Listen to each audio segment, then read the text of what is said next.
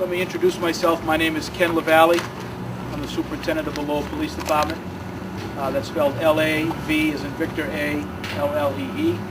I'm accompanied by Chris Augusta Scott, superintendent of schools, and John Dakota, who's the director of transportation for the City of Lowell School Department.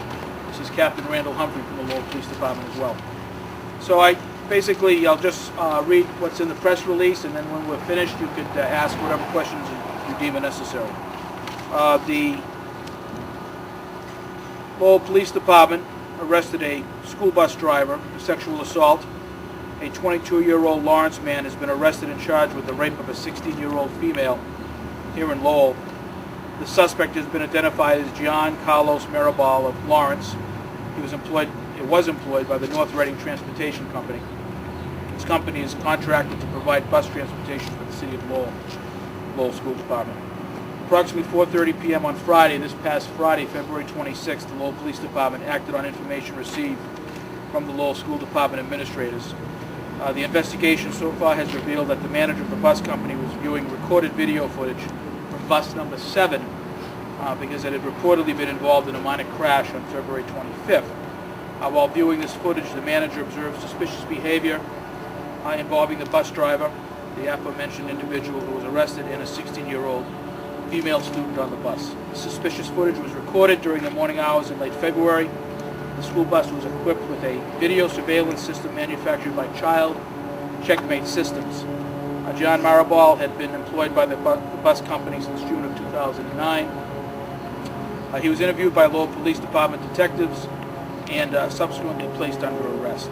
This interview, I believe, took place either on Saturday or Sunday. I'm not 100% sure.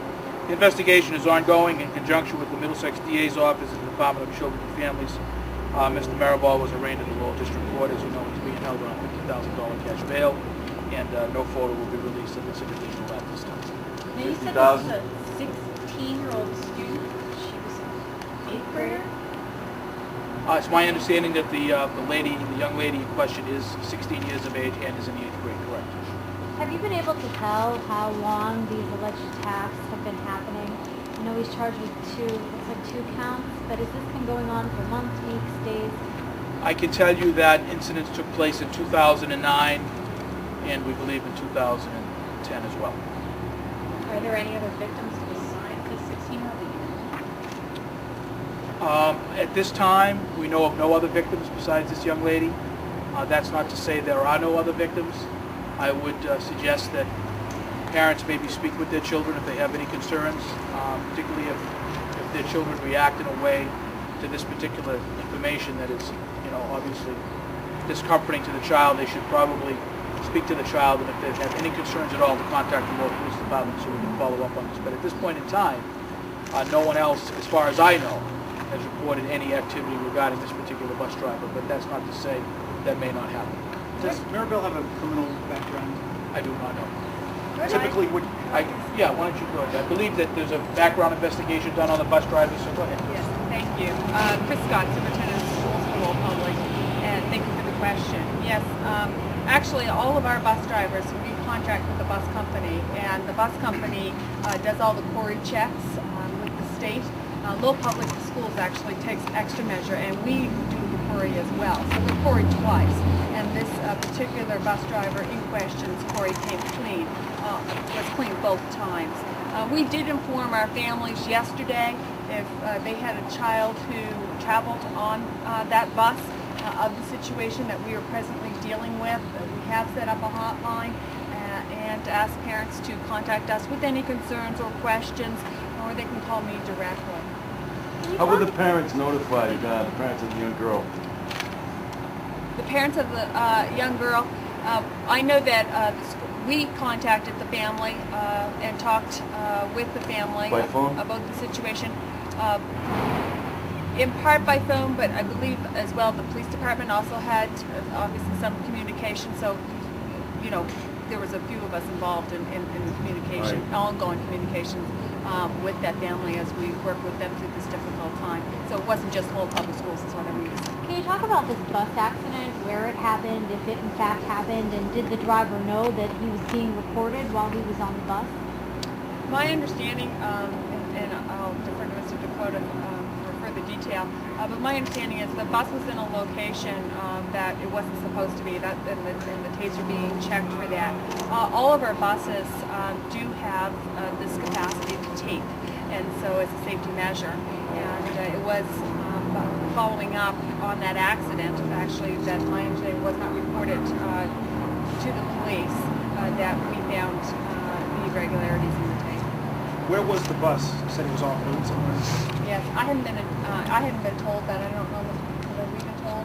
We did trace through the global positioning system that a mere half a mile from the school location was where the victim was assaulted. And this happened in the morning? Was that before school or during school? When was this? I'm sure Chief Legali can expound upon that, but on one morning, I believe, one of the assaults occurred. So was the student reported as being absent or tardy? No. All right. How's that possible? She was at school on time? Or? I don't think we're going to comment anymore. Yeah, obviously there are confidentiality issues in this investigation, things that we can talk about, things that we cannot talk about. The major concern now is to make sure that this young lady's identity is protected. So we don't want to get into too many details about where and what and how and which school and so forth and so on. I think that's critical to keep those things at this point in time out of concern for the child close to the bus. How is this bus driver able to sequester the students away from the others? Did he ask her to stay behind? Did he corner her? Have you been able Yeah, to it's been determine? reported, and our reports indicate that the detectives have found out that this bus driver would ask that the students stay on the bus and not, once all the other children have departed from the bus, this child would be the only one left, and then that's when the individual would allegedly take advantage of this child. Did they drive to a separate location after all the kids had been dropped off at school? They would be in the near proximity to where the last child was dropped off. Did the girl feel threatened at all? Is that perhaps another reason why she didn't speak about this? You know, I would say that any child who's traumatized by a sexual assault feels very, very upset, traumatized by all these, this encounter. And I would say that, what her state of mind is, I can't speak to that. But having dealt with sexual assault victims over the years, it's a very difficult situation to be in. And I'm sure the child was dealing with a lot of emotions at the time. As far as the tapes on the school bus, why aren't those checked more often so this could have been detected earlier? I'd just like to comment to that. We hire people who have been quarried twice. We do extra measure here in Lowell to ensure the safety of our students. It's, I think, fair and reasonable to think that something as tragic as this is never going to happen to any student anywhere. So I would really like to reach out to our families at this time and let them know that all measures, safety measures are in place, have been in place. And in fact, because of those measures, that this was dealt with quickly, swiftly, and I do want people to know that due diligence has been done and will continue to be done, and that their children's safety is of the utmost concern. Will the school bus company be checking those videos now more regularly, or is it just something where they only check them if there's an accident up front? Right. Usually, and I'll Sandra corrected on this a little bit, usually the tapes are checked when there's a concern or something arises. Everything from many school buses don't have this capability or capacity, but again, just because of safety issues, we want to make sure that we do have the capability to, everything from discipline issues to basically behavior on the bus. So just to keep our kids safe, and it has been and continues to be very effective, but trust me, you never think you're going to see a tape where it would lead to a press conference like this. What kind of route did this bus driver want? Was it for more than one school? Was it particularly for a middle school? How specific can you be about that? How many? I'm just trying to identify which group of students may have been privy to what was going on. We don't think that there were any other students privy at this time so far as the investigation has unfolded. But it is a good question in that this particular bus company services all of the schools in Lowell. So it's not just Lowell Public, but it's also the private, parochial, and charter school. How many students did he transport on a daily basis, roughly? On a daily basis, probably a little over 200. Were those specifically middle school students, or were they high school students, some elementary, Both. middle school and high school? No high school transportation, I'd say. Okay, so middle school and elementary. The bus capacity is, between 40 and 50 some students a load, but he had multiple runs. Was the defendant and the student, was there any prior connection? Did they know each other? I mean, they're apparently only 6 years apart in age. Were they ever in the same school? I wouldn't be able to comment on that. Yeah, we're not familiar with any connection prior to the child being a passenger on the bus.